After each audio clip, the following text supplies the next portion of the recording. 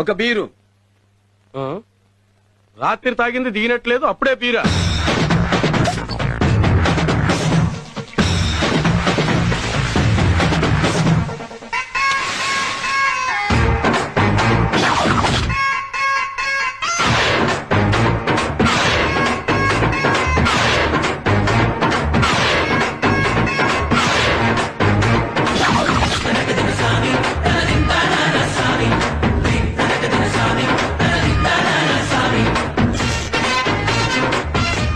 బీరుతో పుక్కిలిస్తున్నావు, నీ పేరేమిటి బాబు? స్వామి.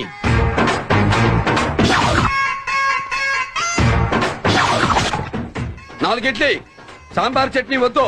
వట్టిడ్లీ ఎలా తింటావే బాబు?